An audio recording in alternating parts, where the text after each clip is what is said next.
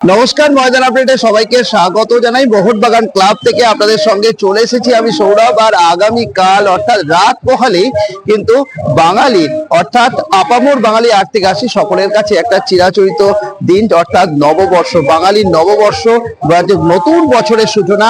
এবং নববর্ষ মানেই কিন্তু চিরাচরিত প্রথা মেনে ময়দানে কিন্তু বার পুজোর আয়োজন করা হয়, সেটা ময়দানের সমস্ত ক্লাবেই হয়ে থাকে। আর সেখানে কিন্তু এবছর মোহনবাগান ক্লাবের জন্য একটা বিশেষ দিন, বিশেষ একটা উৎসবের দিন। তার কারণ সদ্য Mohun Bagan ISL league shield champion হয়েছে, আইএসএল ট্রফি চ্যাম্পিয়ন হয়েছে এবং একই সঙ্গে হকি লিগ চ্যাম্পিয়ন হয়েছে। এবং এই মুহূর্তে দেখতে পাচ্ছেন আমি মোহনবাগান ক্লাবে যে জায়গাটা দাঁড়িয়ে আছি, আমার পিছনের জায়গাটা আমি দেখাতে বলবো, যেখানে ক্যালকাটা প্রিমিয়ার হকি লিগ 2025, যেটা এবছর মোহনবাগান চ্যাম্পিয়ন হয়েছে আপনারা জানেন।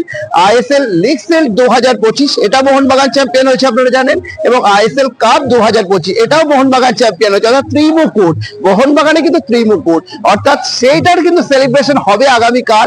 আগামীকাল একদিকে বার পুজো তো হবেই, মিষ্টি মুখ হবে, বার পুজো হবে, লুচি আলুর দম জমিয়ে খাওয়া দাওয়া তো হবেই, সঙ্গে কিন্তু আইএসএল এর লিগ শিল্ড এবং ট্রফি আগামীকাল সঞ্জীব গোয়েঙ্কা নিয়ে মোহনবাগান ক্লাবে আসবেন। এবং একই সঙ্গে তিনটে ট্রফি একসঙ্গে এখানে সাজানো থাকবে এবং দর্শকরা যারা আসবেন, সমর্থকরা আসবেন, তারা কিন্তু জমি উপভোগ করতে পারবেন, তারা কিন্তু এই ট্রফি শিল্ডের সঙ্গে ছবি তুলতে পারবেন।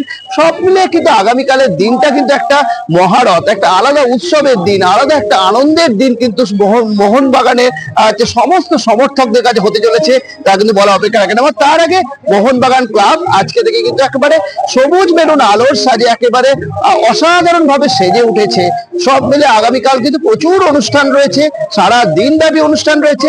তার জন্য মোহনবাগান ক্লাব কিন্তু প্রস্তুত এই শুভ দিনকে অর্থাৎ নববর্ষকে সাদরে বরণ করার জন্য। সৌরভ রায় রিপোর্ট, ময়দান আপডেট।